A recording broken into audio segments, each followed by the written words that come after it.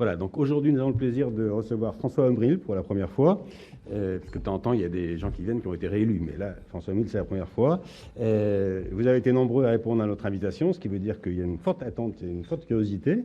Donc, comme d'habitude, notre invité nous expliquera un peu son parcours, et puis après, nous livrera les points principaux qu'il a envie de dire dans un premier temps, les sujets complémentaires venant à partir des questions qu'on prend comme d'habitude en rafale et auxquelles il répond, et ceci jusqu'à 10 heures.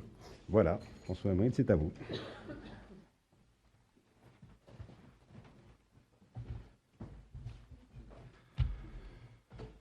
Écoutez, bonjour à toutes, bonjour à tous. Merci beaucoup pour votre accueil. Merci de votre invitation.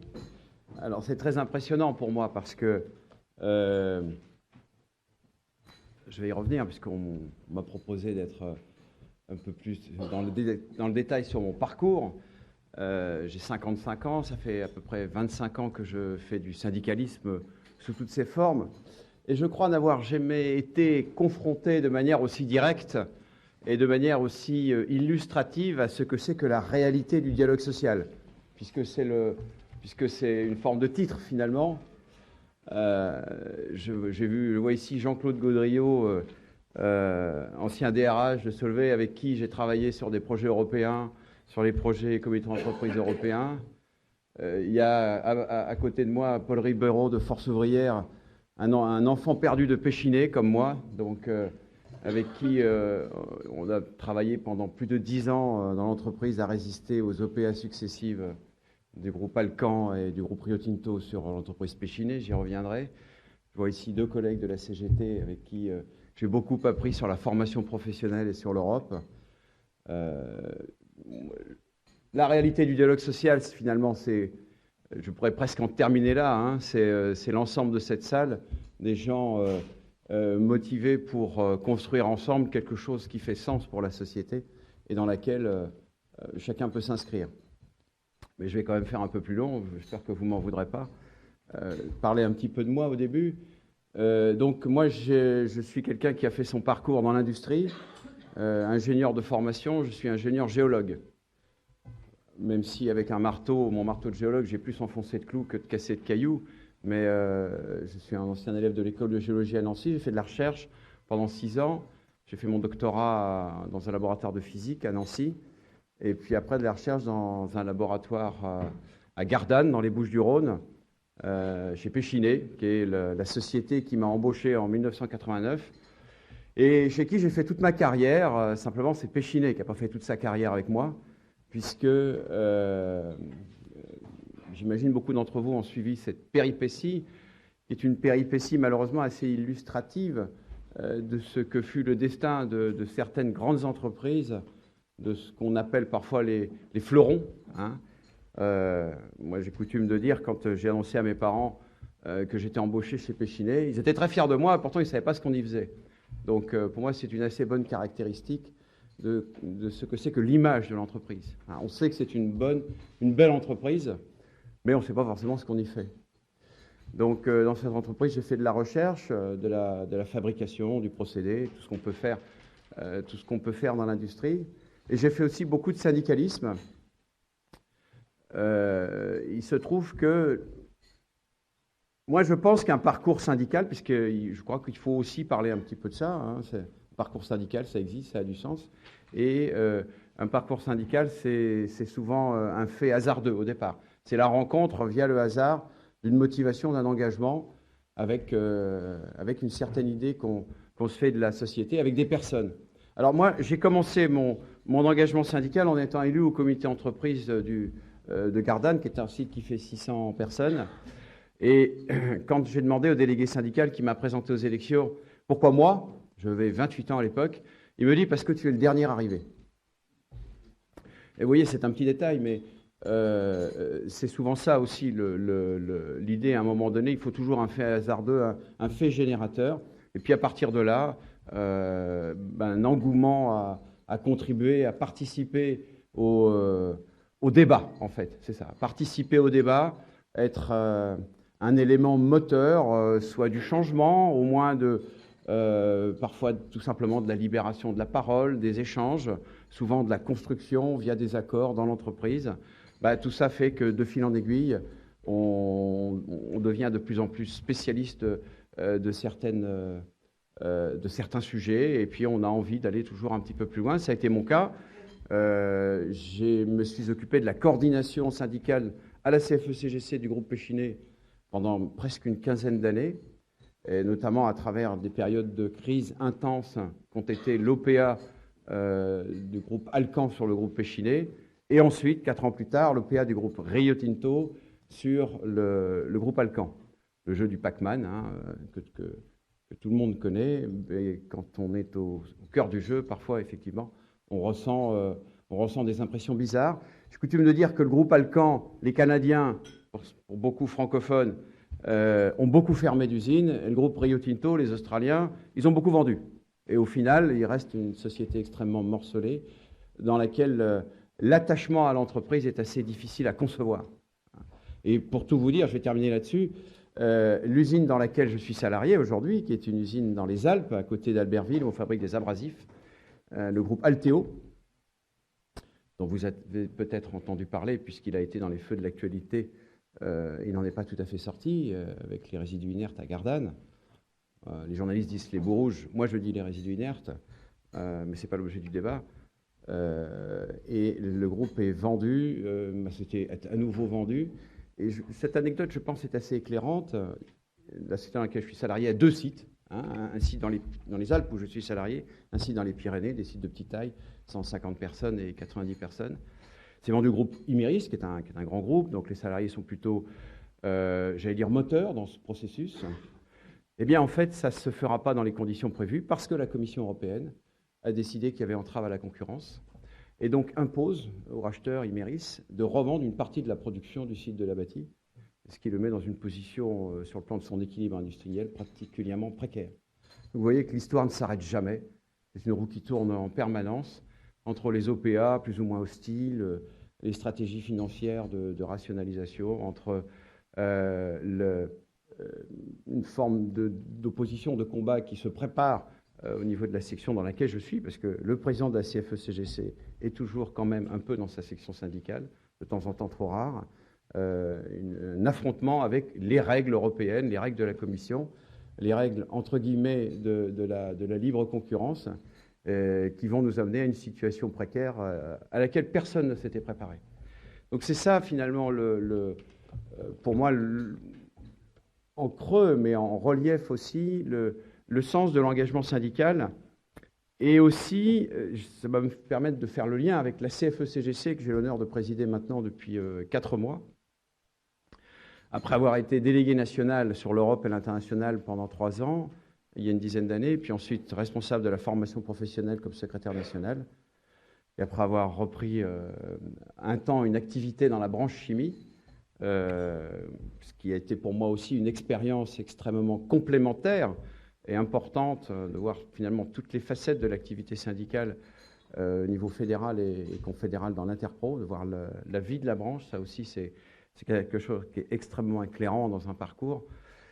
Finalement, je me retrouve aujourd'hui président d'une organisation après avoir un peu expérimenté et pratiqué au quotidien pas mal des différentes facettes de ce que c'est que l'activité syndicale concrète. Ce que j'appelle, moi, l'activité syndicale concrète, c'est l'interaction, l'exercice intelligent du rapport de force entre les représentants des employeurs, avec l'employeur, avec le patron directement, les représentants des salariés, pour construire une forme d'équilibre. Une forme d'équilibre de façon à ce que les partenaires, il s'agit bien de ça, je sais que ce terme parfois peut être ambigu, mais il s'agit bien que les partenaires sociaux, quel que soit le niveau où ils ont décidé de se parler ensemble, construisent un édifice qui permettra de les rendre, et l'un et l'autre, plus forts par rapport aux agressions extérieures. Moi, je pense que c'est finalement une des questions centrales même de l'activité des partenaires sociaux, de l'activité syndicale, c'est de travailler à construire ensemble, à travers un rapport de force intelligent, un édifice qui rend plus fort les deux partenaires, quel que soit le niveau. Alors, la CFE-CGC, le syndicat de l'encadrement, moi, je pourrais prendre mon exemple pour, d'une certaine manière, justifier d'une seule phrase pourquoi, selon nous, selon moi, il est essentiel qu'il existe une organisation syndicale, un syndicat qui représente l'encadrement. Pour moi, la raison, elle est simple. Aujourd'hui, je fais du syndicalisme en permanence, je suis cadre, ingénieur de formation, j'ai toujours été cadre, et s'il n'avait pas existé la CFE-CGC, je n'aurais jamais fait de parcours syndical, celui que j'ai fait. C'est pas plus compliqué que ça. Et ça nous paraît absolument fondamental dans notre organisation, c'est effectivement d'identifier et de donner du sens à l'idée que quand on est membre de l'encadrement, on a une responsabilité finalement au même titre que les autres, mais particulière sur la nécessité, dès l'instant qu'on a le cœur pour ça, qu'on a l'envie pour ça, la nécessité de s'engager et de témoigner des situations complexes auxquelles on est confronté sur le plan professionnel, et de considérer qu'à ce titre, il ne faut pas hésiter à affronter aussi les situations complexes en termes sociaux, que d'une certaine manière, quand on a des responsabilités, on va dire spécifiques, augmentées parfois au titre qu'on est membre de l'encadrement, eh bien, il y a aussi des responsabilités importantes à assumer dans la société où l'équilibre, d'une certaine manière, des décisions entre le terrain, l'endroit où elles sont prises et le terrain où elles s'appliquent, eh bien, il faut témoigner de toute la difficulté et la complexité et parfois interagir dans l'équilibre de ces décisions-là pour les rendre plus conformes à ce que j'appelle les contraintes microéconomiques. Et c'est peut-être un des points sur lesquels on voudrait aujourd'hui positionner notre organisation, peut-être qu'on aura l'occasion à travers le débat d'en reparler, sur une structure d'action qui n'est pas un concept, je vais employer un terme qu'il ne faut pas prendre en pleine de la lettre parce qu'il ne décrit pas dans ses mots, il ne décrit pas la totalité de notre positionnement syndical qu'on appelle la troisième voie. Il ne le décrit pas totalement parce que si on l'interprète mal, il pourrait renvoyer l'ensemble du panel des partenaires sociaux à des positions qu'on considérerait, nous, à la CFE-CGC, comme n'étant pas des positions suffisamment utiles ou conformes. Ce n'est pas du tout le cas. C'est pas du tout le cas. Moi, je suis un farouche partisan de la diversité syndicale, de la diversité culturelle que représentent les différents courants et les différentes positions syndicales. Je pense que c'est la chance, justement, d'un pays comme la France, qui a sa propre culture, comme tous les pays ont leur langue, leur cuisine. Eh bien, l'évolution, le mode de fonctionnement des organisations, des corps sociaux intermédiaires pour fonctionner entre eux et créer de la norme utile, il est très typique en fonction des évolutions historiques, des couleurs, des événements qui ont balayé la construction sociale. Et c'est bien comme ça. Et c'est bien comme ça. Pour moi, il n'y a pas matière à venir chercher qui, en Allemagne, en Italie ou en Thaïlande, le modèle qui serait idéal. Le modèle idéal n'existe pas. Le modèle idéal, c'est le nôtre. C'est celui qui construit par interaction, par respect mutuel, par complémentarité des positions, qui construit une synthèse intelligente. Moi, j'aime beaucoup le mot de synthèse. Il a un sens biologique extrêmement précis. C'est à partir d'éléments qui uniquement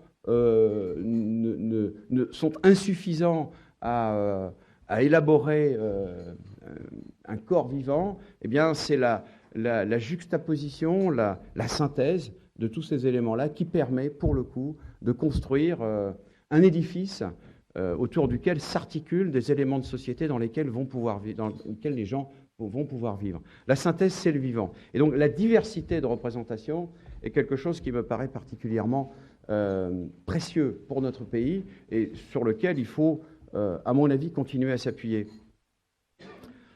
Quand je décris la question de la troisième voie, ce que je veux décrire, c'est, selon moi, un peu le drame de notre pays aujourd'hui, qui est peut-être le drame du moment, c'est l'hystérie, je crois qu'il n'y a pas d'autre mot, l'hystérie qui se développe actuellement, la crise de confiance entre le monde politique et le monde syndical, le monde des partenaires sociaux. Et ça, pour le coup, il me semble qu'il y a matière à s'inquiéter et à, pas forcément décréter l'état d'urgence, mais repenser et reposer vraiment les bonnes questions sur ce sujet-là. Moi, j'observe que finalement, le décideur politique qui décide de tout, hein, dans notre monde, les partenaires sociaux, finalement, décident entre eux des règles pour lesquelles on leur laisse des marges de manœuvre, pour lesquelles on leur délègue les moyens et le pouvoir de faire. Et que ce territoire est un territoire sans cesse en restriction. D'un autre côté, les décideurs politiques eux-mêmes, c'est en tout cas notre jugement à la CFE-CGC, ont abdiqué petit à petit de leur pouvoir de décider eux-mêmes sur le destin des nations, des pays dont ils sont élus pour les gouverner. Alors, je ne vais pas rentrer dans le détail complet, peut-être qu'on aura l'occasion d'y revenir, sur les raisons pour lesquelles on en est arrivé là. Hein, pourquoi, face aux grandes puissances financières, face à l'interaction de ces puissances-là avec le pouvoir réglementaire européen, finalement, petit à petit, par une succession de démissions cumulatives depuis à peu près une vingtaine d'années, le pouvoir politique, finalement, n'exerce plus son pouvoir sur grand-chose. Alors, il revient sur un terrain sur lequel il avait historiquement délégué aux partenaires sociaux le pouvoir de créer, de concevoir, d'animer de la norme sociale. Il dit, finalement, je n'ai plus que ce terrain-là pour pouvoir un peu agir, donc je vais venir, je pousse les gens qui y sont, je leur dis non, vous ne jouez pas le bon jeu, c'est moi qui vais jouer. Donc on se retrouve comme si on était depuis 70 ans maintenant en train de jouer au handball sur un terrain de handball, et voilà que déboule l'équipe de rugby, et ils disent, non, nous on va jouer à votre place. Et nous ressentons ça très très fort dans cette crise de confiance entre le pouvoir politique et le pouvoir syndical, et ça nous paraît extrêmement préoccupant. En tout cas, c'est très désespérant. C'est très désespérant pour... chacun vit dans un quotidien avec des relations, amis, famille, voisins.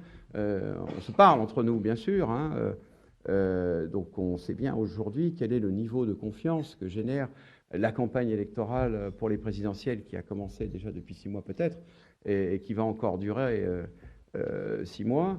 Et on voit bien, moi j'ai moi-même été extrêmement critique sur les propos, les propositions, je ne vais même pas dire les propositions, les propos qui ont été jetés en pâture aux journalistes par certains candidats à l'occasion des primaires et qui stigmatise la crise de confiance entre les décideurs politiques et les partenaires sociaux. Donc, cette crise me paraît grave et je pense qu'il faut, nous pensons à la CFE-CGC, qu'il faut sur le sujet même de cette crise de confiance et l'image qu'on doit donner, il faut d'une certaine manière un peu montrer l'exemple. Montrer l'exemple que nous sommes ensemble capables dans un premier temps, d'envoyer un message positif et dans un deuxième temps, au moins, de proposer, après une analyse, notre vision du monde, de proposer des éléments partagés, de diagnostic, de construction, qui nous permettraient sur la société actuelle, sur ces misères, on va dire, hein, entre partenaires sociaux, d'envoyer un message un peu plus unitaire que ce qu'on a été capable de faire ces derniers temps. Et en disant ça, je ne critique pas parce que je pense que nous avons été malheureusement instrumentalisés par le pouvoir politique pour ce faire, qui finalement nous convoque à être sur ce qu'il prétend être des réformes et qui pour nous ne sont que des ajustements successifs à la loi des reins du néolibéralisme qui se développe de plus en plus, nous convoque à être pour ou contre. Moi, je prétends que ce n'est pas ça la question. La question, elle n'est pas de savoir si on est pour ou contre le fait de dire si tout le monde est un peu plus malheureux demain, tout le monde s'en portera mieux. Nous, on pense que c'est ce slogan qui finalement résume toutes les politiques d'ajustement structurel que nous subissons depuis 15 ans avec leurs conséquences, que ce slogan est pire qu'une arnaque, c'est un vrai mensonge. Et que sur ce sujet-là, il faut absolument que les partenaires sociaux envoient un message positif en disant c'est pas vrai. Il peut y avoir une construction positive de la société qui ne serait pas qu'une succession de reculs partagés par tous pour aller vers le moins-disant, pour aller vers ce que j'appelle moi la société du meilleur rapport qualité-prix. Il existe une société de qualité, il faut la construire ensemble, il faut y travailler ensemble et on ne pourra pas le faire en s'assignant nous-mêmes à répondre oui ou non à la question de savoir est-ce que vous voulez suivre ma réforme néolibérale. Donc, voilà, tout ça pour décrire le sujet sur lequel nous sommes positionnés, puisque la question, je crois vraiment, la question fait partie des questions posées au moment d'ouvrir le débat. La position de la CFE-CGC, c'est vraiment celle-ci d'inviter l'ensemble des partenaires à sortir du jeu dans lequel le monde politique nous a positionnés et entre nous-mêmes, avec le respect des différences et de la diversité de chacun, essayer de construire ensemble une société dans laquelle le progrès de tous est le progrès partagé par tous, ce qui n'est plus le cas depuis maintenant une bonne quinzaine d'années. Il y aura d'ailleurs, à mon avis, pas mal d'exemples sur lesquels on peut se baser pour illustrer ce principe. Moi, je finirai par 2 points. Et ce sont deux exemples pour illustrer cette position, cette forme de discours. Le travail et le risque. Alors on a eu une période en France qui, je pense, peut-être dans 5 ans, dans 10 ans, quand elle sera analysée, peut-être reposée par les sociologues, les historiens, on a eu une période d'agitation politique extrêmement forte, dans laquelle, là encore, l'intervention de la formation d'une opinion a été particulièrement forte aussi. Je parle bien sûr de tout ce qui a entouré la mise en place de la loi El Khomri, de la loi travail, sur laquelle nous, à la CFE-CGC, on a été très opposés, avec des degrés divers sur certains dispositifs, mais on a été très opposés de manière assez fondamentale, et principalement sur ce qui concerne l'inversion de la hiérarchie des normes. Je ne vais pas rentrer dans ce détail-là, parce que là encore, ce n'est pas l'objet. Mais cette loi, on l'a appelée la loi travail. Finalement, tout le monde a eu un peu la même idée.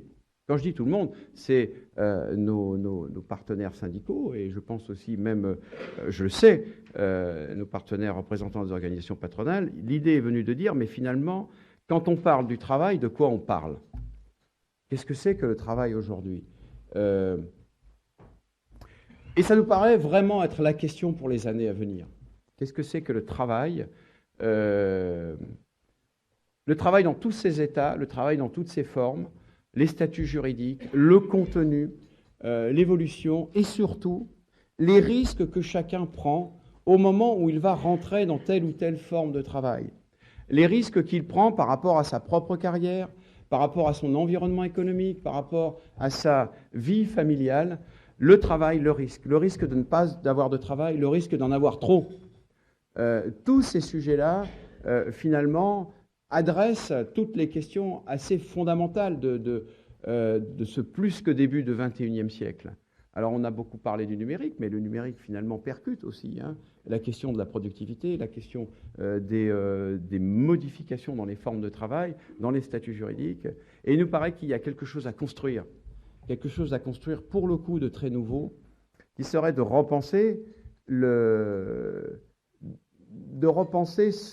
niveau d'exigence que l'on a sur les garanties collectives que l'on peut offrir aux gens qui se jettent dans le travail, dans ses différentes formes, qui, à ce titre, aujourd'hui, doivent assumer pratiquement seuls tous les risques qu'il y a à affronter ces nouvelles formes de travail.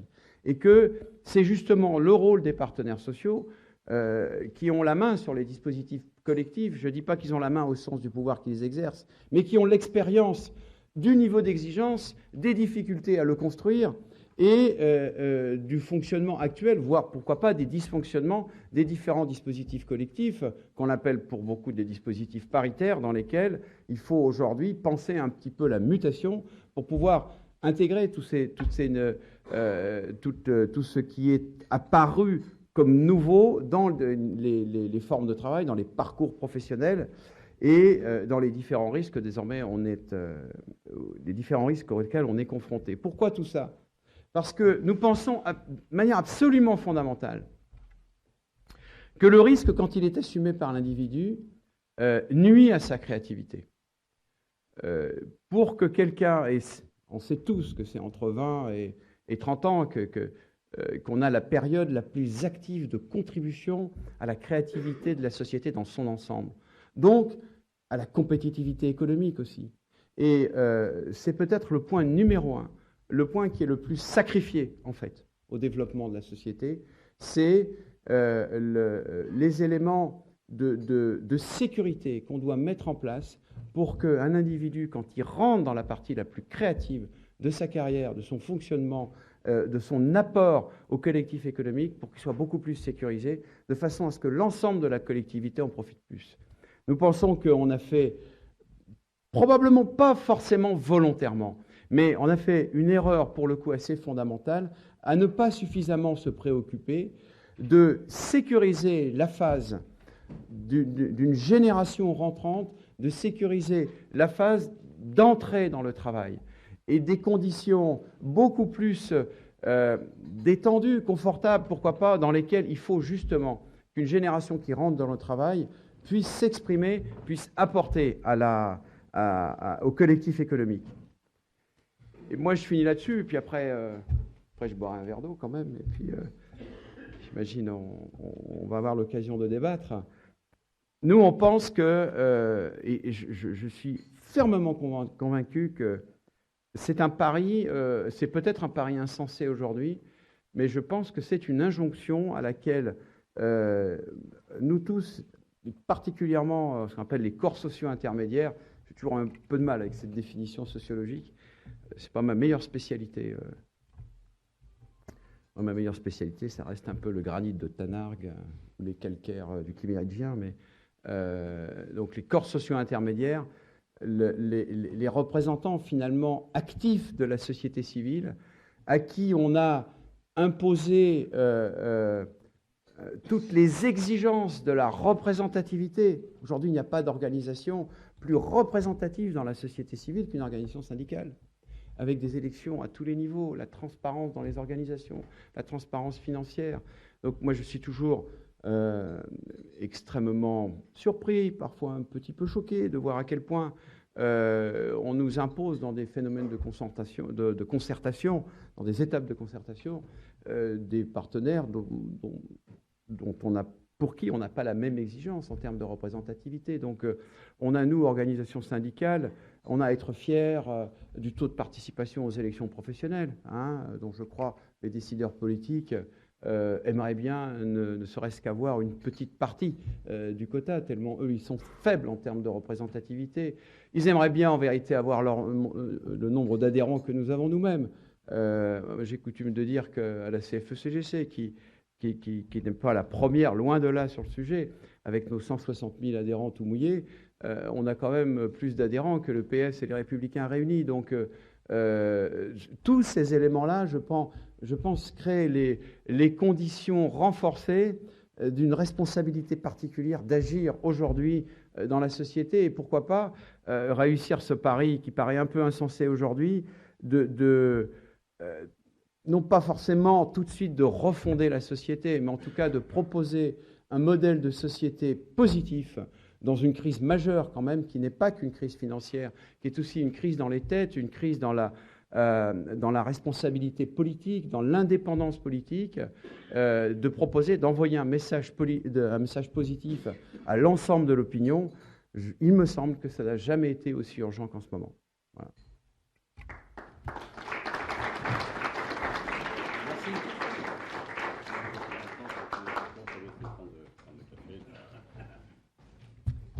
Voilà, merci beaucoup pour cet éclairage initial. Donc, comme d'habitude, Nous allons prendre quelques questions. J'en vois déjà une là-bas. Alors, le micro est là. On va commencer par Jean-Pierre. On va traverser après.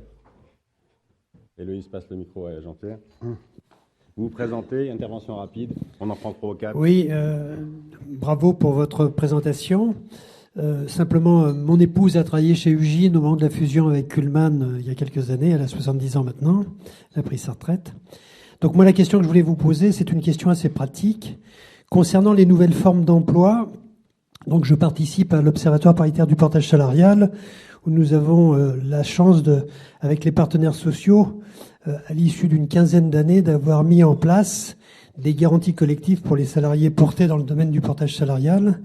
Et à la dernière réunion, donc, nous avons appris que la CFE-CGC allait nommer Jean-François Foucard, secrétaire national de la Fédération Métallurgie, donc en charge donc des nouvelles formes d'emploi et notamment du portage salarial.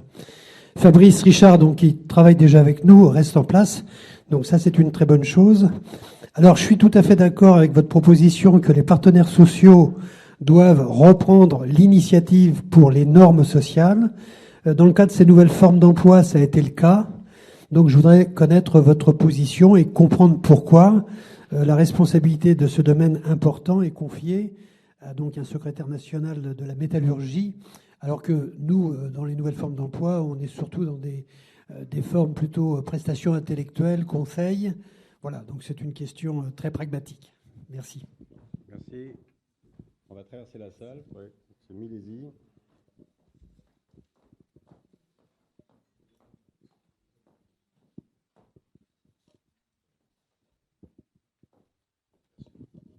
Bonsoir, bonjour, pardon. Jean-Philippe Milésie, Rencontre sociale.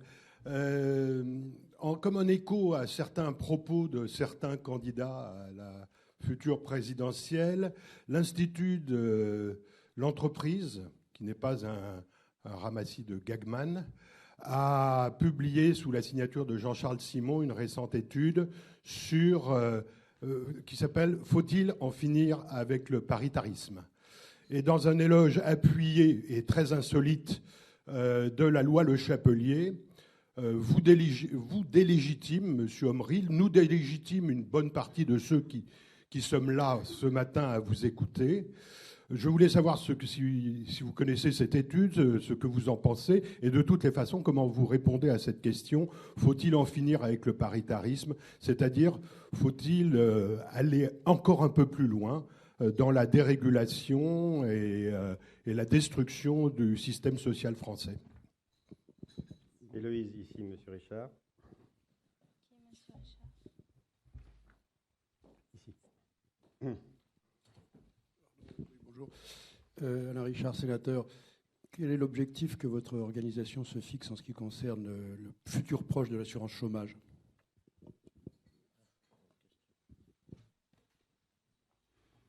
Bon, ça fait déjà 3 sujets d'inégale importance. Ah bon, on va en prendre 4e.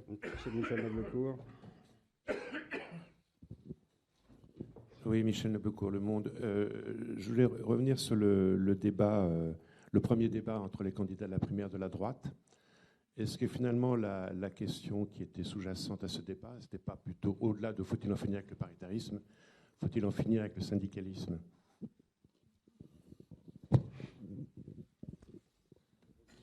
Bon, on s'arrête là. Hein, je pense. Hein.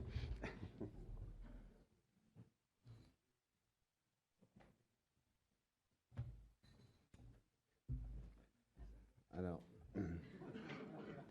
monsieur.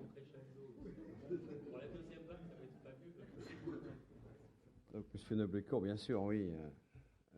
Il y a aujourd'hui des gens qui veulent en finir avec le syndicalisme, mais je répondrai donc en dernier à votre question. Enfin, je tenterai en tout cas d'apporter un éclairage sur ce que je crois qu'il faut considérer par rapport à ça.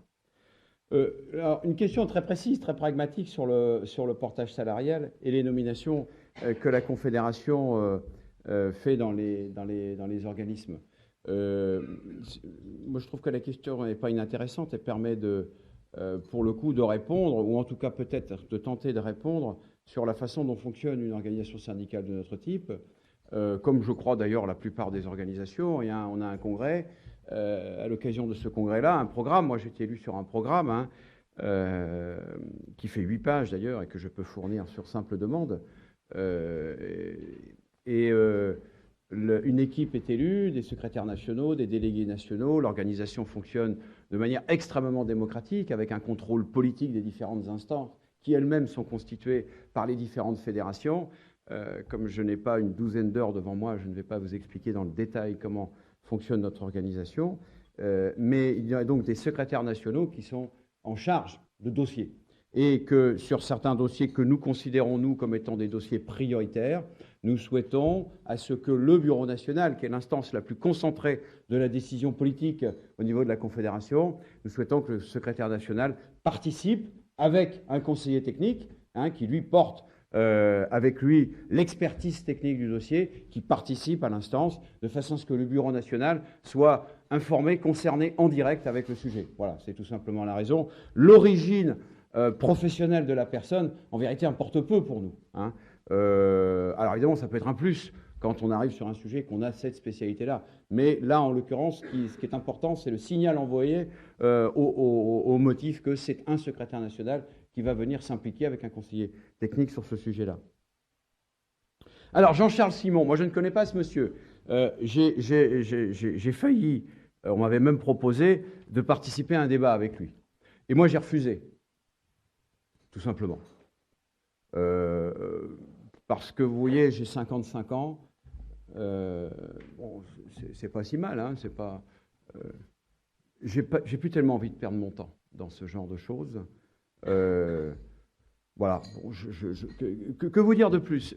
Tout à l'heure, pas tout à l'heure, excusez-moi, la semaine dernière, j'entendais à la radio intervenait un magistrat assez. Son nom m'échappe, hein, je m'en excuse. Un magistrat assez célèbre, remarquable au motif, à mon avis, qu'il avait écrit un livre, et à qui on posait la question de savoir s'il était pour ou contre l'internement des gens qui sont fichés S. Il répond pas, et puis finalement, il finit par dire « Écoutez, j'ai pas envie de répondre à votre question.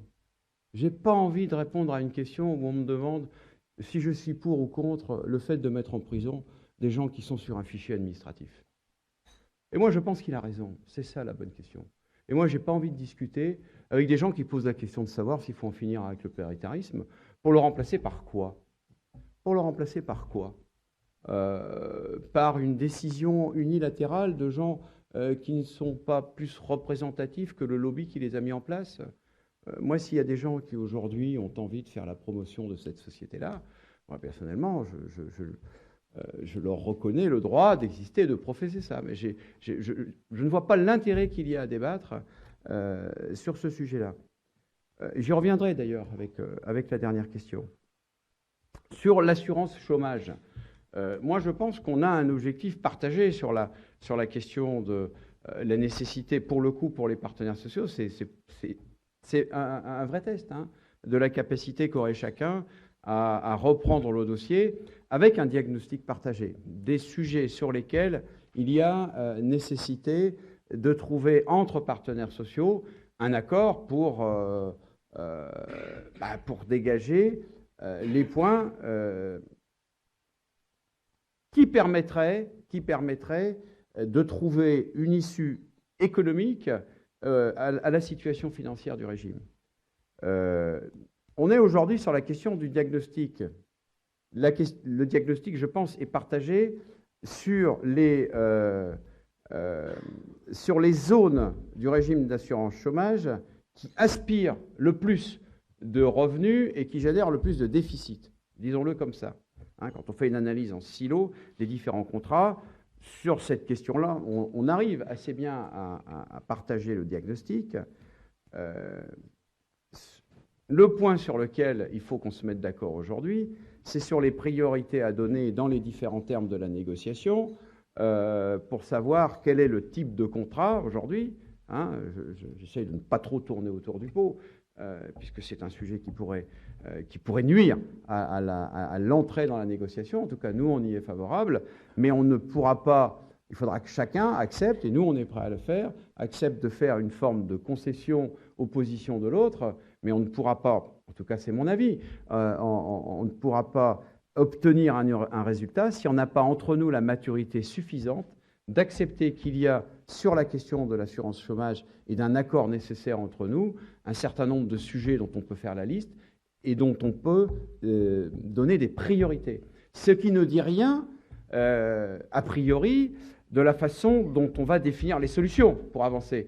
Mais c'est vrai que ça me paraît aujourd'hui difficile de rentrer en négociation si chacun n'est pas prêt à analyser dans l'ordre des importances le coût des contrats courts, l'impact que ça a sur l'équilibre du régime, mais aussi, pourquoi pas, l'impact que ça a sur l'équilibre de la concurrence, l'impact économique au global, tous ces sujets-là qui, je pense, pourraient concourir à élever un peu plus le débat. C'est une question de volonté, donc de mandat qu'aura chacun pour intervenir sur ce sujet-là. Moi, je pense toujours qu'une issue est possible, mais l'issue n'est jamais disponible si chacun n'est pas prêt à faire cette petite concession au consensus.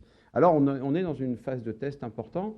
Le gouvernement qu'on a beaucoup critiqué, moi le premier ces derniers mois, quelque part nous renvoie un peu la balle. Hein. Il dit, bon, ben voilà, vous avez fait les malins, maintenant, qu'est-ce que vous allez être capable ensemble sur un sujet aussi critique de proposer? Voilà, on en est là aujourd'hui. Moi, je suis toujours très confiant dans la capacité de chacun, surtout en ce moment, dans cette période où certains veulent en finir avec le syndicalisme. Je suis confiant dans la capacité de chacun, à un moment donné, à redresser la tête, à dire non, on est capable de le faire. Alors, en finir avec le syndicalisme, moi je pense que... Oui, j'ai bien compris. Alors, je regarde Pierre, mon collègue Pierre Coutaz de la CGT, qui va tout de suite comprendre le lien. Moi, j'ai été pendant 7 ans le responsable de la délégation de la CFE-CGC à l'OIT. À ce titre, j'ai participé à la conférence internationale du travail tous les ans entre 2007 et 2014. Et c'est vraiment extraordinaire et passionnant. Au début, effectivement, c'est un peu déstabilisant de se retrouver dans une enceinte à l'ONU, hein, à Genève, au Palais des Nations, où 183 nations sont représentées. Donc, vous savez, l'OIT, c'est la seule organisation tripartite de l'ONU. Dans toutes les autres organisations, il n'y a que les gouvernements qui sont représentés. Ici, sont autorisés à siéger les représentants des employeurs et les représentants des salariés, dans ce que j'appelle un mélange à la Rému, puisque c'est 1/3 d'employeurs, 1/3 de salariés et 2/3 de gouvernement. Ce qui fait qu'au final, toujours le gouvernement à la main. Mais peu importe, dans cette enceinte, il y a du débat et c'est extraordinaire de voir comment les tendances s'organisent. C'est un observatoire étonnant et je dois vous dire, pour moi, ça a été très structurant de me retrouver un jour dans une commission, c'est quand même complexe l'organisation, c'est plutôt bien rodé, de me retrouver dans une commission des travailleurs, avec à côté un délégué du Mozambique, derrière moi une femme qui venait de l'Inde, à côté un collègue belge, et derrière probablement un Roumain et un Argentin, et de voir que sur le sujet qui nous occupait, en fait tout le monde disait un peu la même chose. Quand le représentant du Mozambique dit nous, notre problème au Mozambique, c'est l'attaque qui est faite contre les régimes sociaux. Je dis, tiens, c'est bizarre. Moi, je pensais que leur problème au Mozambique, c'était d'avoir de l'eau courante et tout ça. On a une vision presque du relais. On a intégré dans notre mode de jugement de notre environnement lointain un relativisme culturel que moi, je trouve extrêmement dangereux. En fait, non. Au Mozambique, en Argentine, partout, dans tous les pays du monde, il y a des immeubles, il y a des embouteillages, il y a des gens qui courent le matin pour être en retard pour emmener leurs enfants à l'école. Partout pareil. Et partout, il y a la même offensive contre les protections collectives. Partout.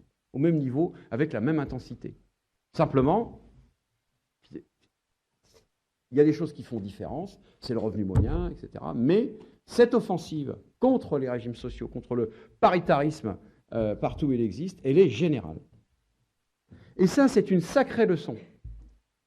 Quand, par exemple, on va parler de plus en plus des conventions de l'OIT, il y en a plus de 200 aujourd'hui, il y a ce qu'on appelle les 8 conventions fondamentales. Moi, j'ai été le témoin de l'offensive à l'OIT, l'offensive subtile, mais finalement assez bien organisée, contre le droit de grève. Alors vous allez dire, vous, la CFE-CGC, on ne vous voit pas bien trop souvent dans la rue et tout ça. Ce qui n'est pas faux, d'ailleurs. Mais ce n'est pas parce que notre organisation recourt extrêmement rarement à cet exercice. Alors on me dit souvent, d'ailleurs, vous les cadres, les agents de maîtrise, vous faites moins la grève parce que vous avez plus à perdre en laissant 4 heures de salaire. C'est peut-être pas faux. Mais non, la vérité, c'est que même si on n'en use pas beaucoup, on ne peut pas observer ce qui est à l'œuvre aujourd'hui au niveau mondial, cette offensive généralisée, et moi je considère d'une efficacité assez remarquable, contre un certain nombre de droits sociaux fondamentaux. Des droits sociaux qui étaient considérés comme fondamentaux, imprescriptibles dans les années 80, 90, jusqu'à ce qui est peut-être un peu le point culminant en 98 avec la déclaration à l'OIT. Et moi, je réponds à votre question, Monsieur Noblecourt, qui me paraît pour le coup parfaitement pertinente. Il y a un courant aujourd'hui dans la société mondiale qui voudrait, c'est vrai, en finir avec le syndicalisme et qui utilise, comme c'est toujours le cas en la matière quand il s'agit d'un courant qui est proche, ou en tout cas qui innerve les réseaux du pouvoir, c'est un mécanisme assez efficace parce que justement il est contourné, parce qu'il ne dit pas son nom. C'est « je suis pour », mais en vérité, dans la façon dont je fais intervenir, dont j'interviens dans les mécanismes de décision politique, je fais tout pour que le pouvoir syndical soit faible. Et quand je dis le pouvoir syndical, je ne parle pas du pouvoir qu'aurait un syndicat à mobiliser et à arrêter le pays. Tout le monde sait bien aujourd'hui que ce pouvoir n'existe plus.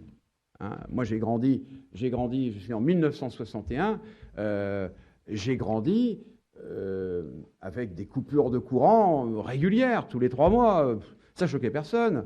C'était comme ça, c'était la vie. Aujourd'hui, le pouvoir syndical au sens le plus, j'allais dire, le plus négatif du terme dans une certaine opinion, aujourd'hui ce pouvoir est extrêmement faible. Par contre, il existe un pouvoir syndical le plus noble, celui qui consiste à construire de la norme positive, à négocier des accords. Ce pouvoir, il est réel, il est concret, et pour le coup, il est totalement opérationnel. Et c'est ce pouvoir-là, aujourd'hui, qui est dans la ligne de mire et celui sur lequel une certaine idée politique de la société est en train de tenter de le disqualifier, de l'amoindrir. Et je pense justement, ça renforce l'idée qu'il n'a jamais été aussi urgent que d'envoyer un message, ce ne sera pas facile effectivement, mais d'envoyer un message positif que penser une société, penser les modalités pour intervenir dans la société de façon positive. Et moi j'appelle une société positive une société dans laquelle le progrès de tous est le progrès pour tous. C'est ça une société positive. Ce n'est pas un progrès de quelques-uns au détriment d'une immense majorité. Et c'est cette idée-là, cette idée que cette société est possible et qu'il suffit tout simplement pour la construire de se rassembler, d'y réfléchir un peu, de se poser et puis de réfléchir un petit peu à ce qu'on a à partager en termes de diagnostic et de moyens pour y arriver. Eh bien, je pense qu'il y a un courant dans la société aujourd'hui qui fait de l'agitation, qui nous pousse à aller dans des voies qui ne sont pas créatives en termes de normes positives, de façon à ce qu'on n'ait pas le temps de se poser, de réfléchir à ça, de réfléchir et de se concentrer sur ce projet-là.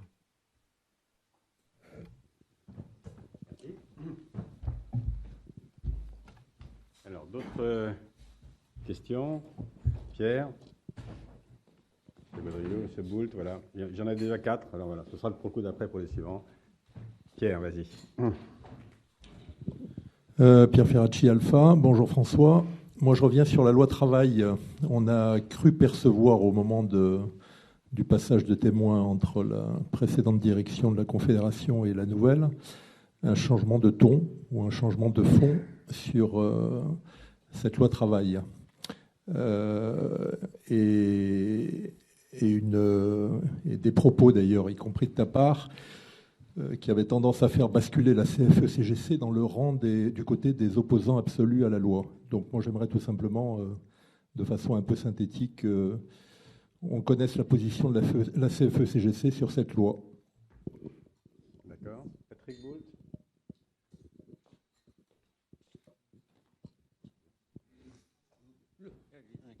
Oui. Oui, Jean-Claude Godriot. Voilà.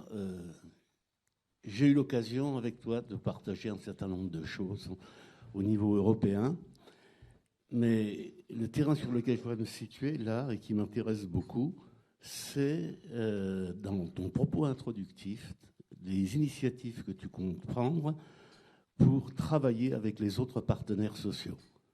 J'ai eu la chance de travailler avec la CFE-CGC, avec la CFDT, après ma retraite, et à l'heure actuelle avec la CGT. Et j'ai trouvé dans chacune de ces organisations la richesse dont tu as parlé et des terrains propices à travailler ensemble. Je voudrais savoir effectivement sur quel terrain et comment tu comptes t'y prendre pour effectivement favoriser ces rapprochements. Patrick Boult. Patrick Boult, Solidarité Nouvelle face au chômage. Derrière les propos de tout à l'heure sur la contestation du syndicalisme, du fait syndical, je me demande s'il n'y a pas le constat que le dialogue social ne recouvre pas, ne concerne pas tout le monde, et notamment les 10% des chômeurs et des précaires. Et j'en veux pour preuve que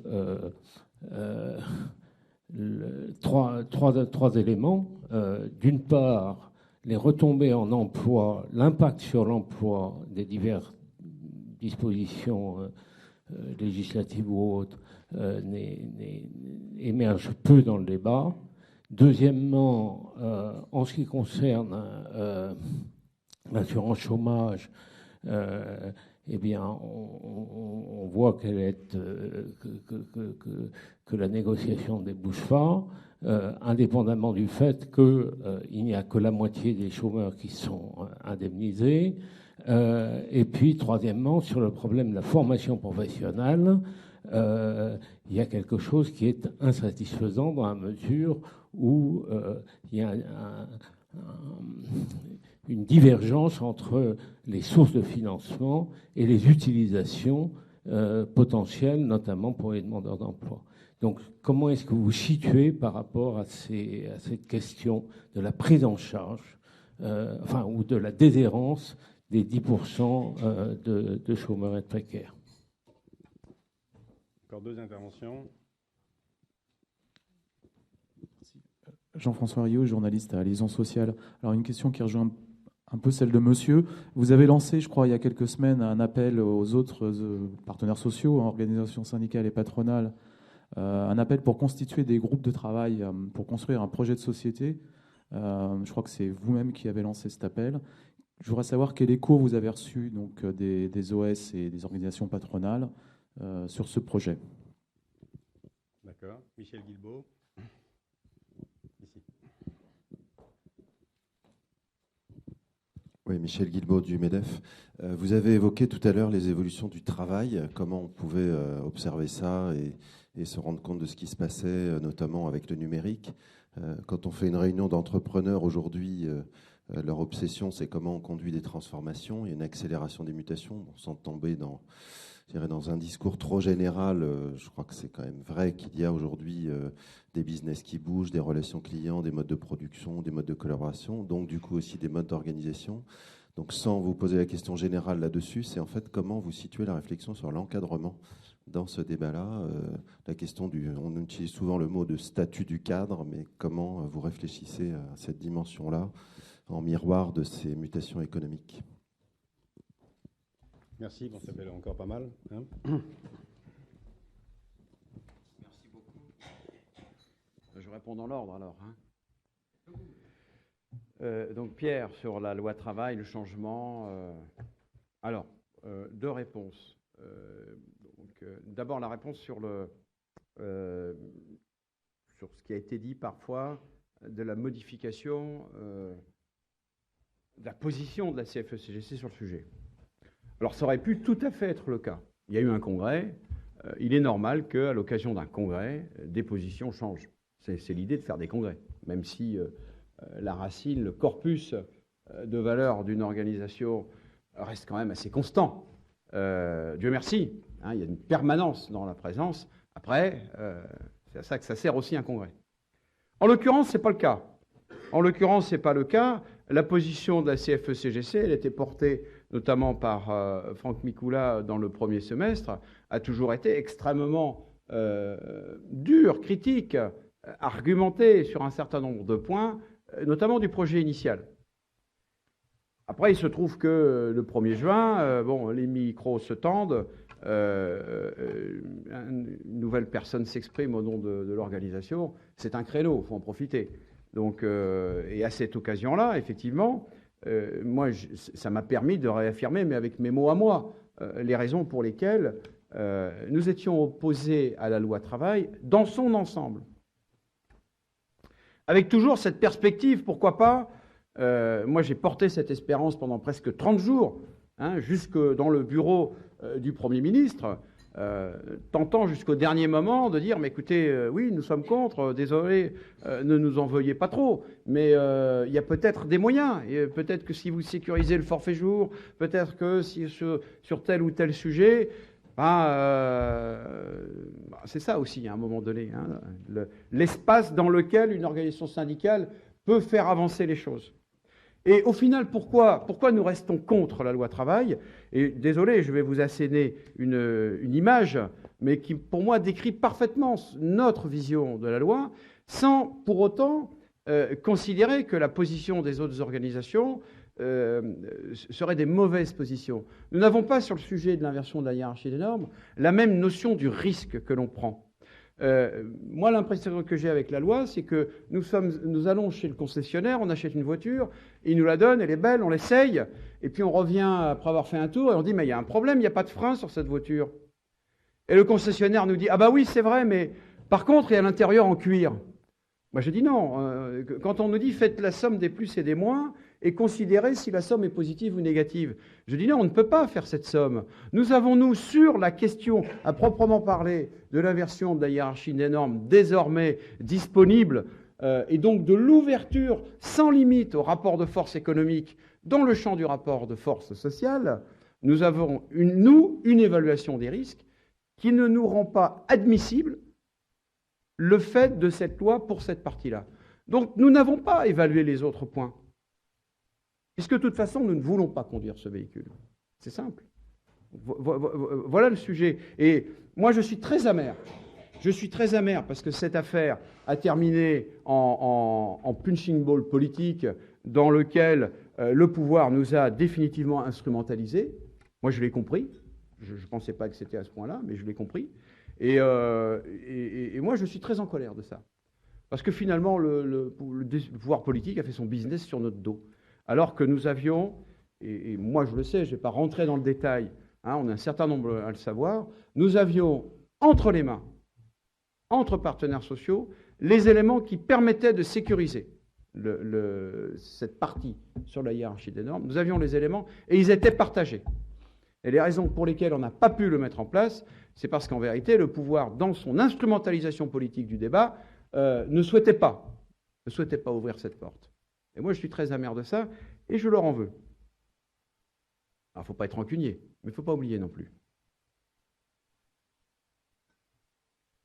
Jean-Claude, alors, pour travailler avec les autres partenaires, j'ai salué Paul, mon ami Paulo Ribeiro de FO, avec qui on a travaillé pendant quelques années dans le contexte extrêmement difficile, mais en même temps motivant, des OPA des différents groupes industriels sur Péchiné. Moi, je vous dis ici que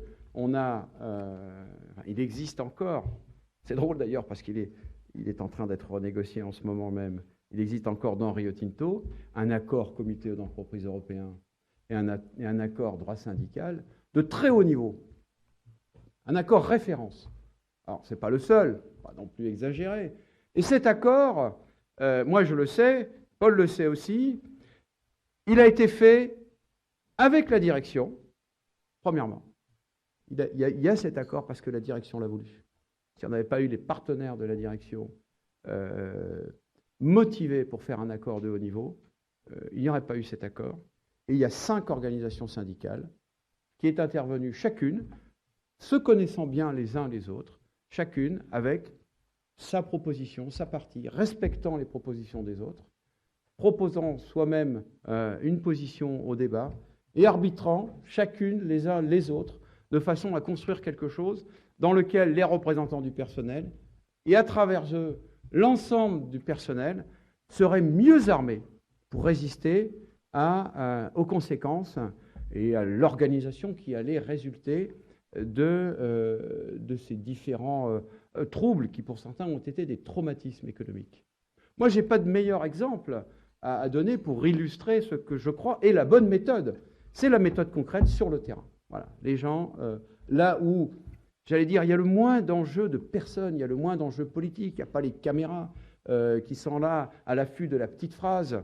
Là, on est entre nous, et s'il ne sort rien de la salle, il ne sortira rien de la salle, et puis c'est tout. Et personne n'en sortira grandi. Voilà, la construction sociale, c'est ça. C'est le respect de chacun, le respect des différences, et l'objectif, et je le rappelle, avec la direction, parce que nous syndicalistes de terrain, on le sait bien. Si la direction en face n'arrive pas avec l'intention partagée de sortir l'accord, on ne va pas très loin non plus. Hein. Donc cette volonté, il faut qu'elle soit partagée entre tous les acteurs.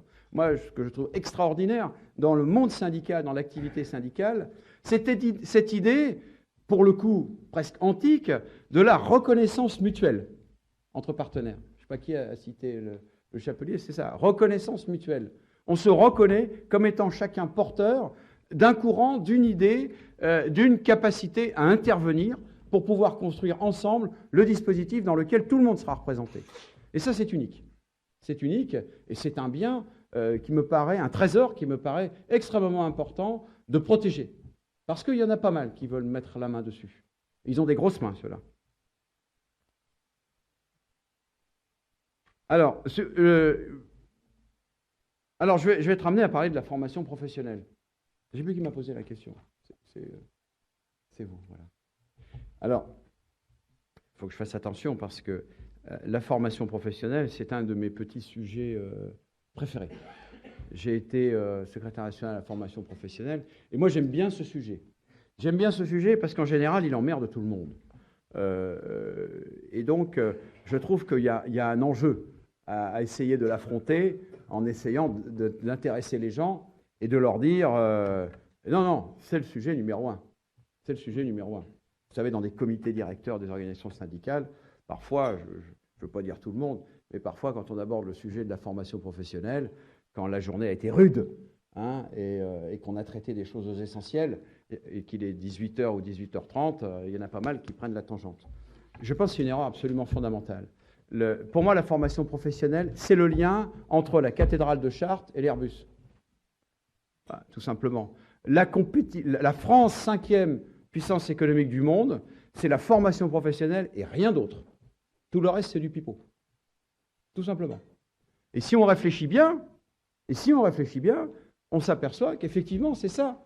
C'est cette volonté permanente, depuis peut-être la nuit des temps, de transmettre de génération en génération un savoir-faire, une exigence, des compétences, une exigence de qualité, de résultats. Et c'est ça qui fait la compétitivité économique. Ce qu'on appelle parfois la compétitivité hors coût. Pour moi, la compétitivité hors coût, c'est toute la compétitivité économique. Alors évidemment, après, il faut moduler, il faut considérer effectivement que la question des coûts doit être prise en compte.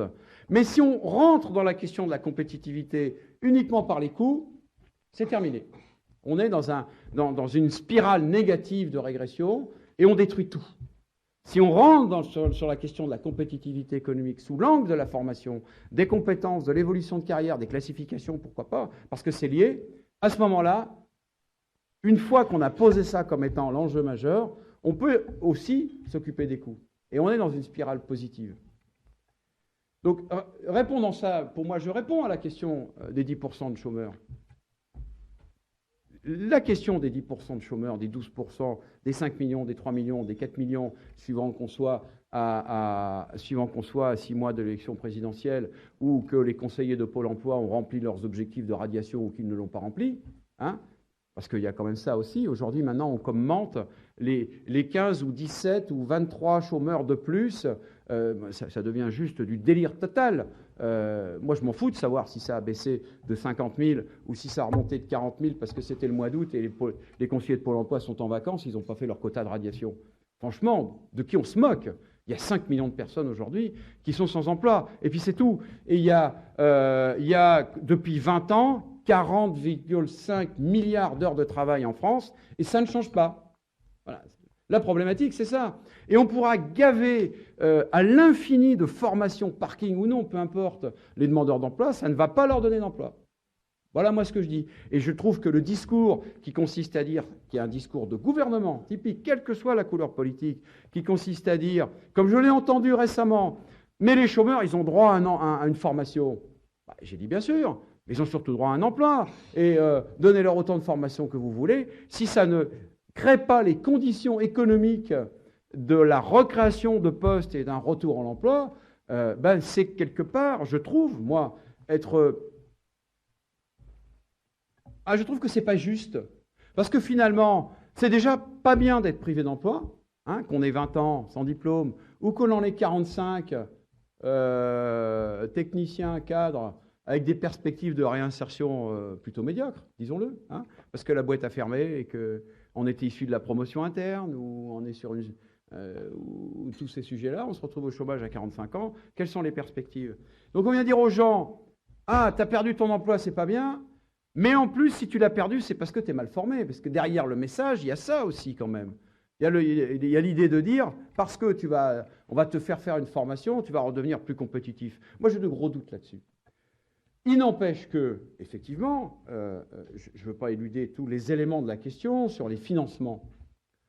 Moi, il y a un truc que je ne supporte plus, mais malheureusement, il faudra que je le supporte toute la vie qui me reste à vivre, c'est cet amalgame scandaleux qui est fait par les décideurs politiques qui n'y connaissent rien à la formation. Moi, je connais des députés, des sénateurs qui interviennent sur le sujet et qui ont, sur le dossier même de la formation professionnelle, quand on fait des auditions dans les assemblées, qui ont un apport tout à fait remarquable.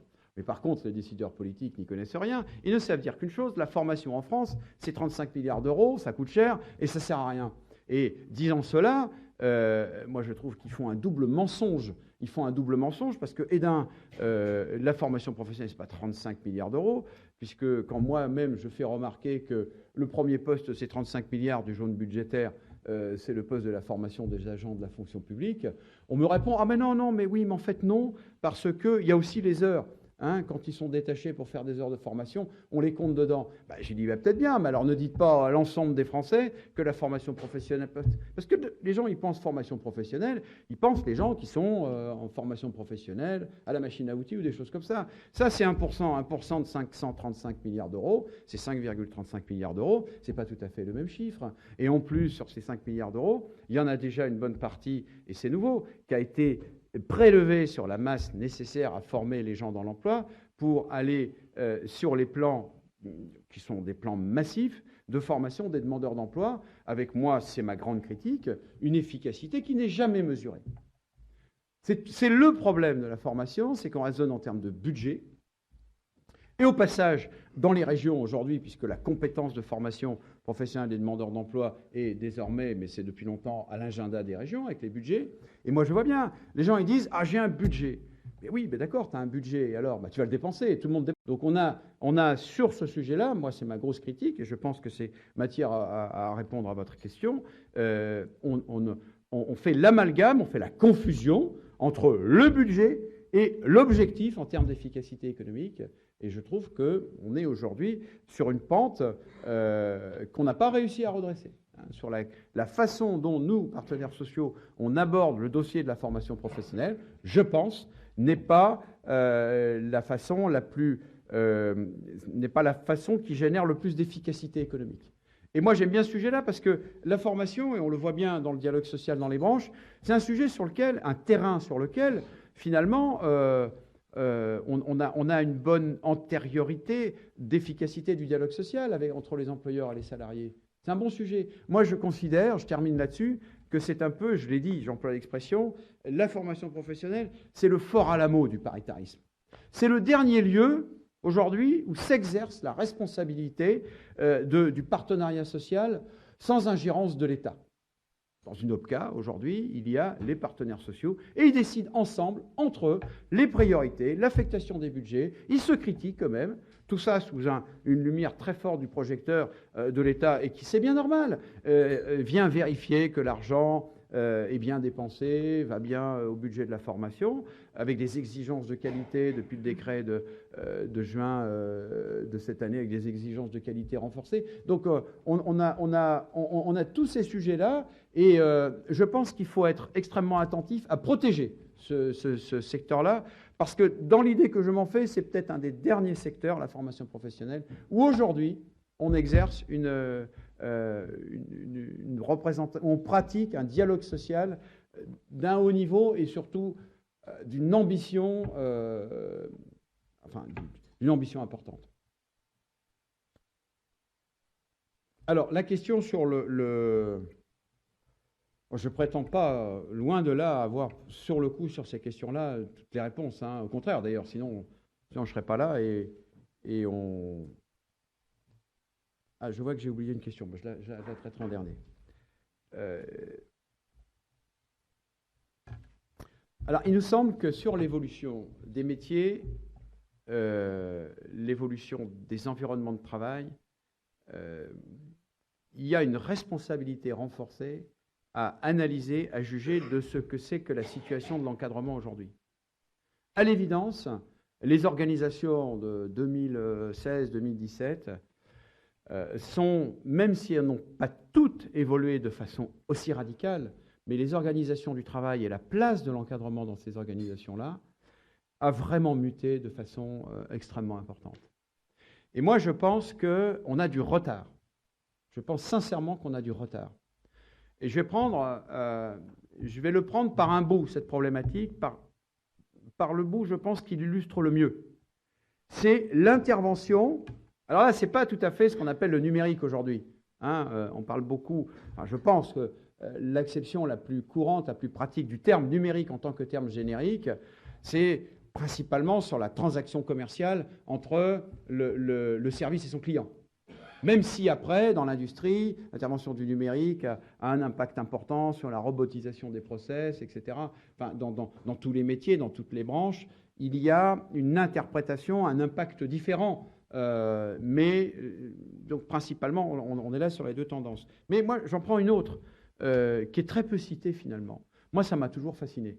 Je raconte une anecdote à ce titre. Il y a 15 ans, dans l'usine de Neuf-Brisac, en Alsace, 1600 salariés, il y a peut-être pas 15 ans, il y a 10 ans, il y a eu, c'est très très rare, dans cette usine où il y a 1600 salariés, à peu près 200 cadres et 400 agents de maîtrise ou 350 agents de maîtrise, il y a eu une panne du réseau informatique pendant 2 jours. C'est très très rare, plus d'ordinateurs pendant 2 jours.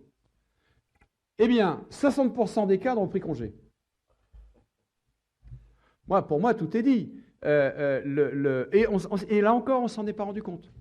On s'en est pas rendu compte. Quand j'ai commencé à bosser, l'ordinateur était un outil de travail, un outil de calcul en fait. Il n'y avait pas de messagerie. Moi, j'étais dans la recherche.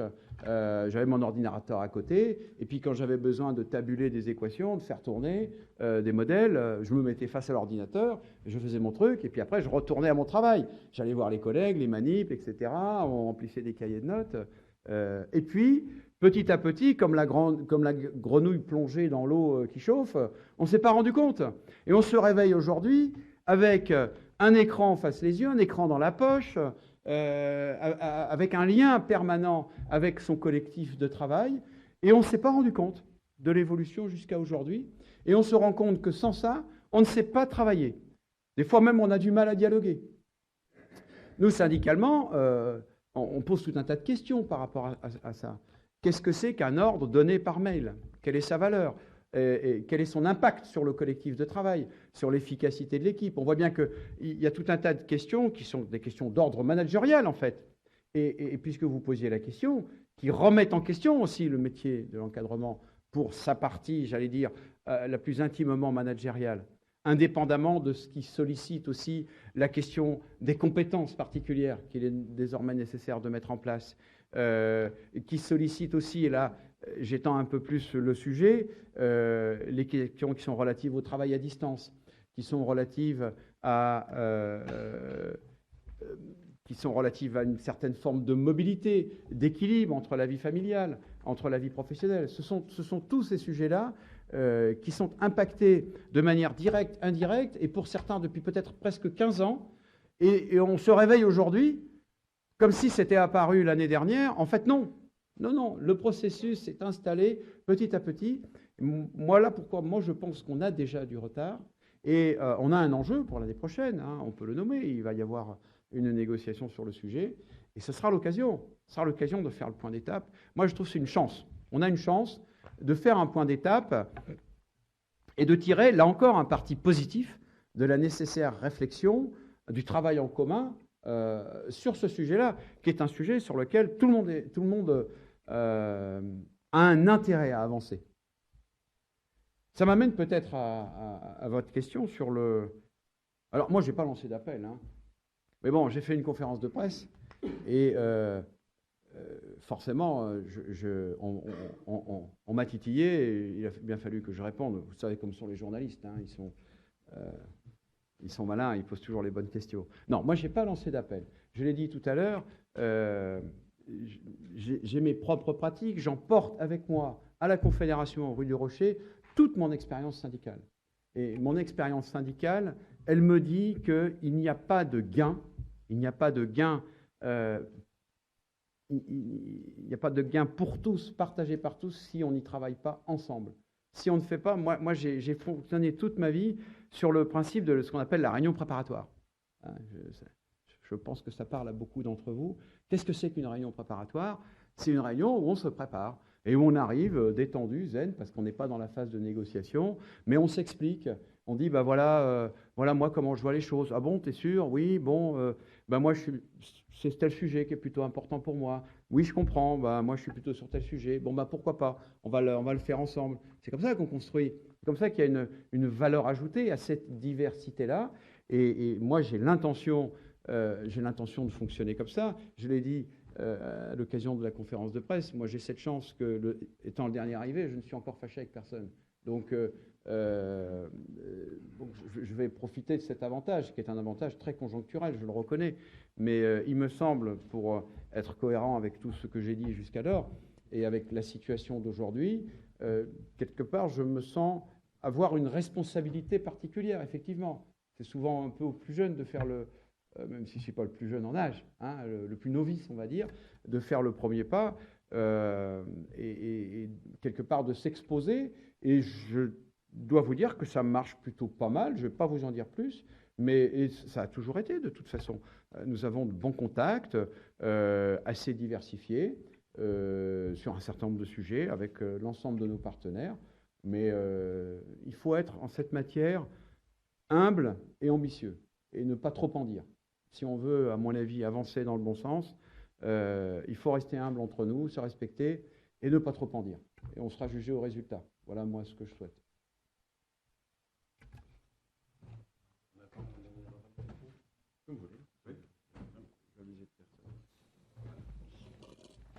Bon, quelques petites dernières questions. Oui, Jérôme Lepêtre. J'en vois 3, 4, voilà, ça va être largement suffisant. faits sur la décentralisation, sur un certain nombre de thèmes du dialogue social au niveau de l'entreprise, mais en même temps la possibilité aussi de conclure des accords de groupe qui vont balayer l'ensemble du groupe, quelles que soient les branches auxquelles appartiennent donc les entreprises de ce groupe. La question que je voulais vous poser, c'est que derrière, quid, selon la CFE-CGC, du dialogue à l'intérieur de l'établissement? Qu'est-ce qui peut se passer selon vous, qu'est-ce qui doit se passer selon vous en termes de négociation, en termes donc de dialogue, là où se situe justement le travail, puisque vous avez parlé du travail tout à l'heure. Ok, alors on va cheminer par ici. Bonjour, Nicolas Pommer, Valeurs Consultant.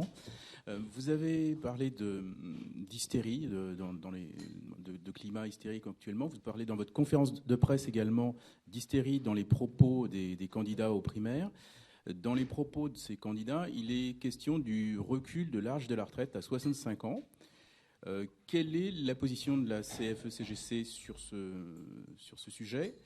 Et ma deuxième question, c'est comment évaluez-vous le dispositif CPF, oui, c'est bien ça, CPF, quelques mois après son entrée en vigueur, et avez-vous des propositions complémentaires sur ce dispositif ? D'accord. Il y avait monsieur Jérôme. Bonjour, Jean-Claude Barou de la CFDT Cadre. Vous avez parlé du drame du moment, le décideur politique décide de tout, et vous avez utilisé des termes assez durs. Hein. Le pouvoir politique a abdiqué, vous parlez de démission vis-à-vis de l'Europe. En règle générale, les cadres sont plutôt favorables à l'Europe. D'ailleurs, le dernier sondage de mars 2016 sur la CEC, dont vous êtes partie prenante, montre qu'il y a une grande confiance finalement des cadres sur l'Europe. Est-ce que vous ne pensez pas que les termes que vous avez utilisés, ça n'alimente pas un peu les populismes et tout ça ? Voilà. Jérôme Lepêtre.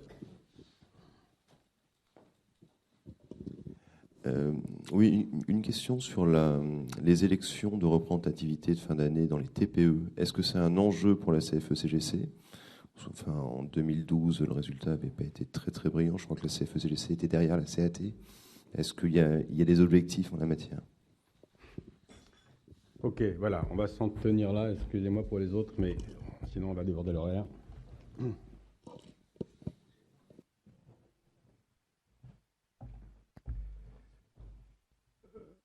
Oui, bon, je répondrai à ça en dernier. Mais sur le... Moi, j'ai envie de répondre tout de suite sur la question des cadres et de l'Europe.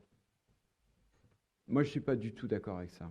Je pense effectivement, les cadres, de toute façon, c'est la sociologie, même si moi, je ne m'exprime pas que pour les cadres, hein, l'ensemble des catégories de l'encadrement, sont pour la construction européenne. Et si je devais coter sur les propos, les faits qui alimentent le populisme, je mettrais une cotation de 100 au fait que José Manuel Barroso a travaillé chez Goldman Sachs. Ça alimente le populisme. Par contre, les critiques que je fais, moi, sur la façon dont les puissances, les oligarchies financières ont colonisé le pouvoir de décision en Europe, je considère que ça, c'est la réalité. Et cette vision très critique, à mon sens, n'alimente pas le populisme, même si, effectivement, on pourra me faire ce reproche.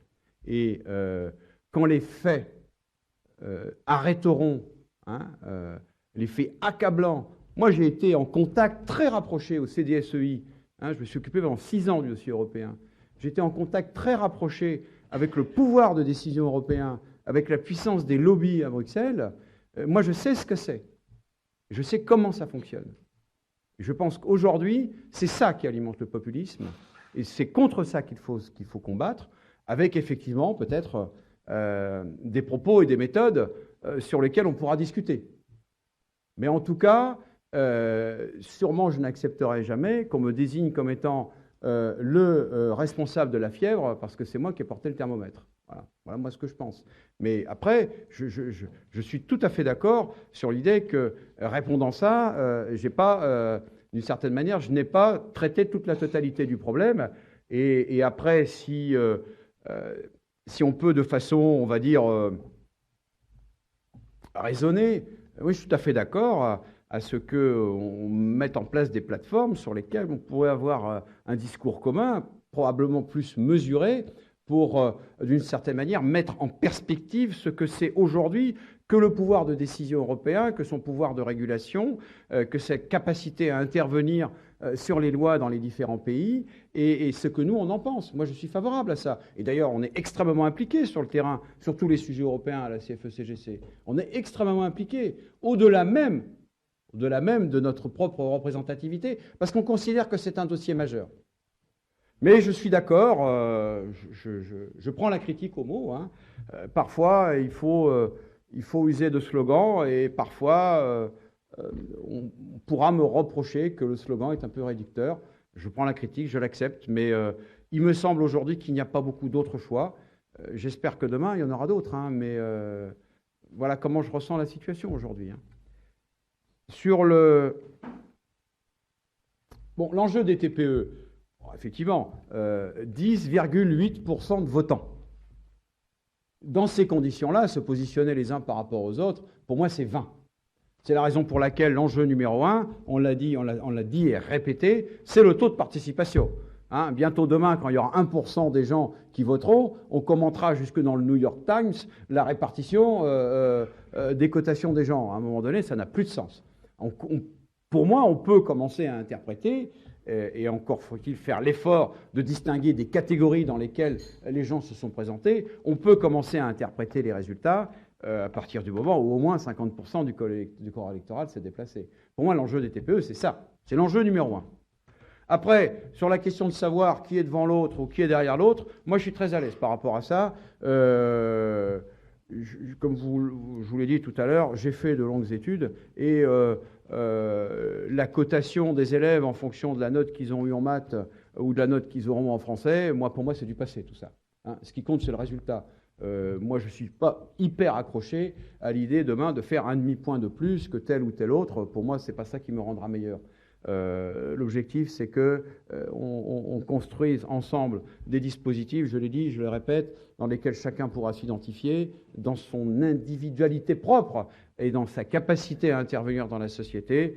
Et après, si on le fait tous ensemble, moi, si je dois rester la 5e organisation syndicale ou le devenir, puisqu'aujourd'hui c'est plus le cas, c'est pas mon problème. Pour moi, ce qui compte, c'est que l'ensemble des gens pour qui on a cette responsabilité de les représenter, l'ensemble de ces gens-là considèrent qu'on les a représentés correctement et qu'ils y en ont tiré un bénéfice. Donc l'enjeu des TPE, c'est ça. Évidemment, si on passe dans la catégorie encadrement dans laquelle on se présente, si on passe de 30%, comme c'était le cas la dernière fois, à 50%, je serais très content de l'annoncer à mon comité directeur et de m'en tirer tout le bénéfice. Je ferai comme tout le monde. Hein. Mais il me semble qu'on ne peut pas réduire l'enjeu de ces élections-là à ce seul score et qu'il y a par ailleurs aussi sur ce tissu économique extraordinairement dynamique, matière, au-delà même des simples élections, à travailler ensemble dans les régions, à travers des dispositifs paritaires qui restent à mettre en place, sur lesquels on pourra tirer un parti positif pour développer l'économie de ce pays à travers justement le tissu des PME. Sur quid de l'établissement où se situe le travail, moi je ne crois pas du tout. Je vais dire deux choses. On a beaucoup dit à l'occasion de la loi travail, finalement, c'est au niveau le plus proche du travail qu'il faut établir la négociation. Je dis d'accord, mais pas d'accord. C'est sûrement pas sur le lieu où la pression économique est la plus forte, la plus irrationnelle parfois, qu'il faut définir la négociation sur le lien le plus intime qu'il y a entre un travailleur et son travail. Dit autrement, le temps de travail et le salaire. Le temps de travail et le salaire, qui sont finalement la même chose, suivant qu'on les regarde au numérateur ou au dénominateur. Je dis non, il ne faut pas faire ça. Et c'est pour moi extrêmement grave, effectivement, d'avoir ouvert cette possibilité, même mesurée, dans la loi travail, parce que c'est là que la contingence économique va s'exercer avec la plus grande force. Moi, je pose cette question, quand même, c'est fort de café. Est-ce que dans ce monde aujourd'hui, la contingence économique doit gouverner à toutes les dimensions de la vie, et notamment celle du rapport qu'on entretient avec son travail? Moi, je prétends que non. Il doit y avoir de la norme sociale qui s'impose, c'est ce qu'on appelle l'ordre public, et les dispositions d'ordre public, à un moment donné, doivent s'imposer et doivent protéger en même temps l'employeur et en même temps les salariés. Parce que cette norme-là protège l'ensemble des parties.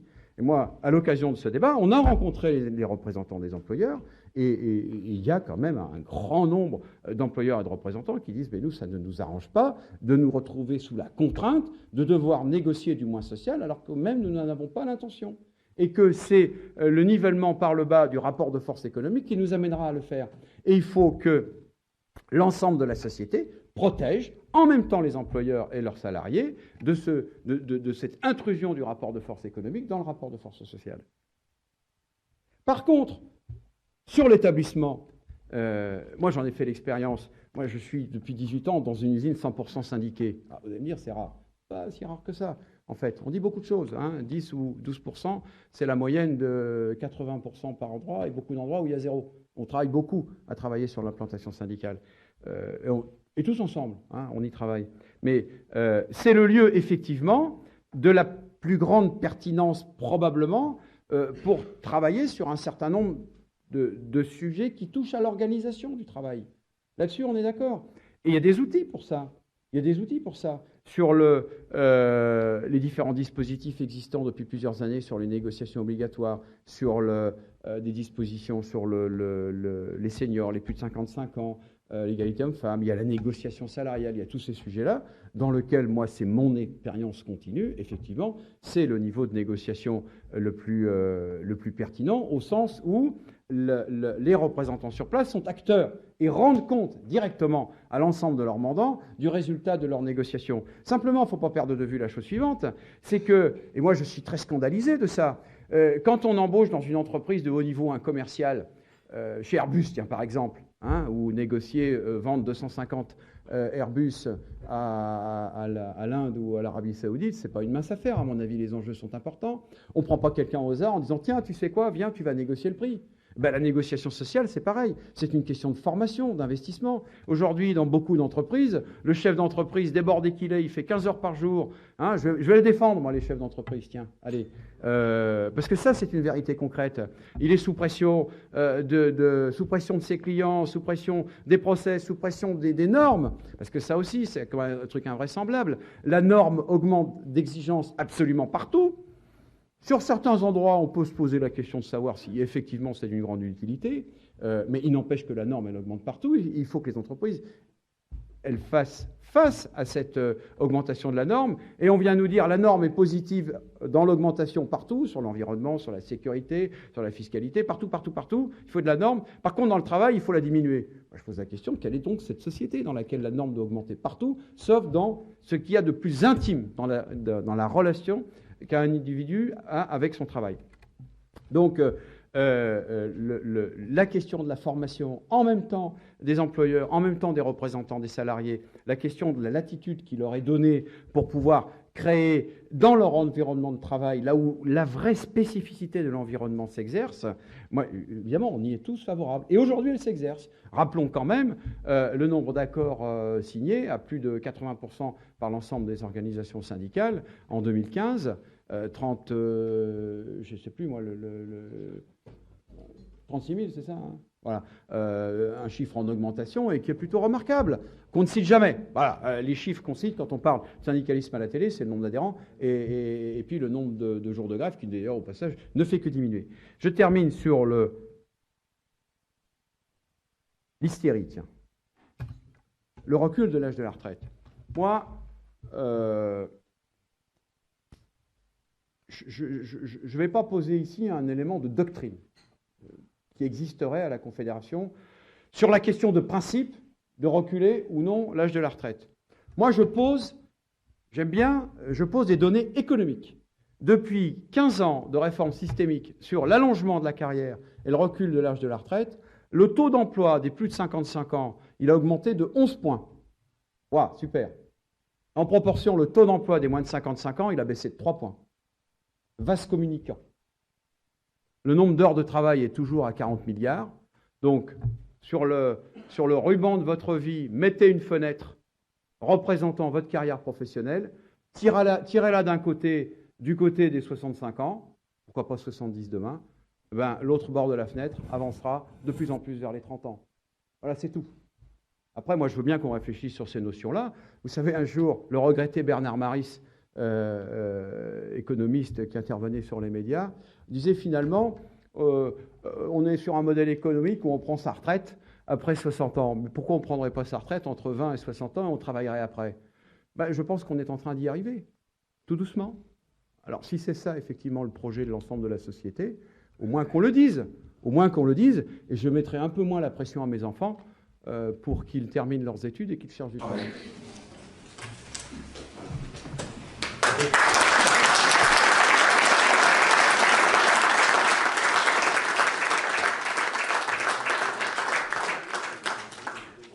Merci beaucoup François Avril. Et puis je vous donne rendez-vous pour le 24 novembre, toujours 8h30, avec Yves Martin. Bonne journée à tous.